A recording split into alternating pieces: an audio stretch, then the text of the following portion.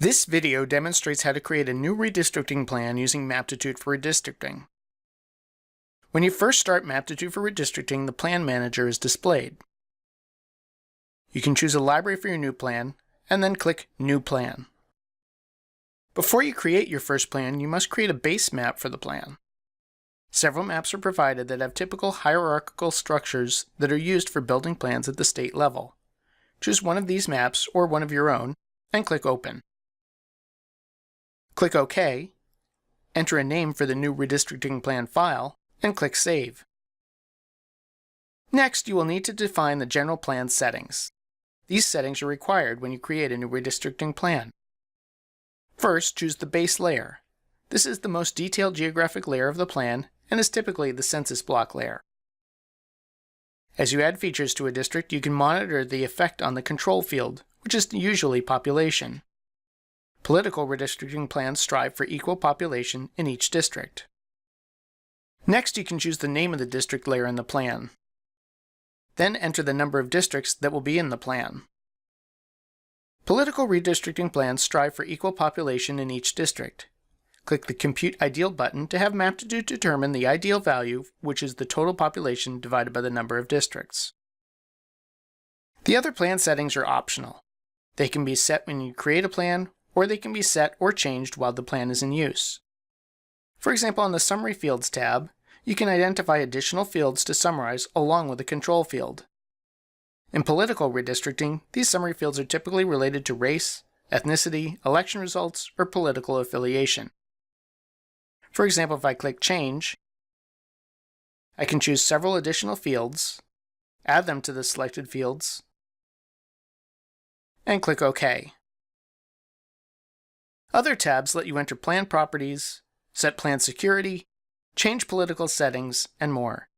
But these are the only settings that I need for this plan, so I'll go ahead and click OK. Maptitude for redistricting saves the plan and sets up the windows and tools for redistricting. At the top of the screen is the Districts data view containing information about the control field and summary fields for each district. Since I have not yet created any districts, the data view has only one row, and that lists the values for the unassigned features. The Pending Changes data view displays the changes to the control and summary fields as you select areas to add to a district. The Redistricting toolbox contains the tools that you will use to add and modify districts. The rest of the screen contains the map with a new empty district layer. Now that I have created a new redistricting plan, the next step is to add some districts.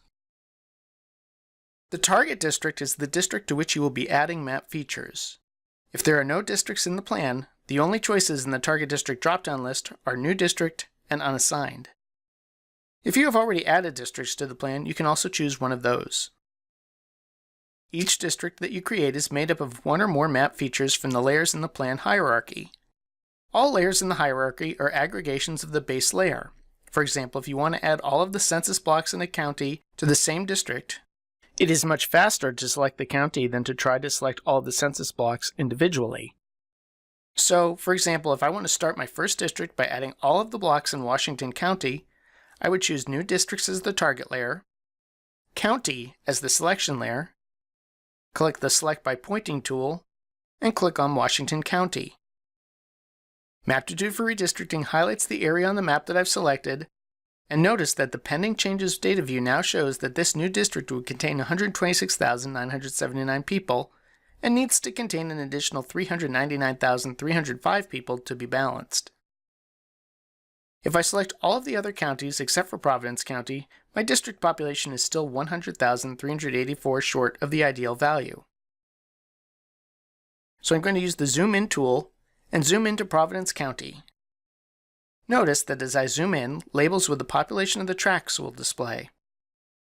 Now if I change the selection layer to tracts, I can then select some tracts to get closer to my ideal value.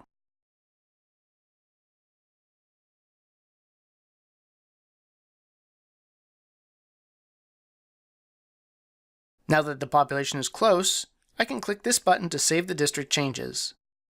I'll make this District 1 and click OK. Now let me zoom back out, choose New District as my target to create the second district, and choose Unassigned as my source to select only the blocks that are not already part of District 1. I'll again choose County as my selection layer and click on Providence County with the Select by Pointing tool. All of the unassigned blocks in Providence County are highlighted, and you can again see the summary field values for this second district in the Pending Changes data view. I'll save the district changes and call this District 2. You can see that these districts are about 290 people off from the ideal value, so I can fine-tune the districts even more. I'm going to zoom into the boundary between the districts so I can see the blocks and their populations. Because it has a lower population, I'll choose District 1 as my target, and I'll choose District 2 as my source. I'll make Census Block the selection layer, and click on these blocks to move them from the lower population district to the higher population district. And finally, I'll save the changes. I've now created 2 balanced districts from all of the blocks in Rhode Island, and the data view at the top shows the demographics of those 2 districts based upon all of the summary levels that I chose in the plan settings. And that wraps up this video on creating a redistricting plan with Maptitude for redistricting.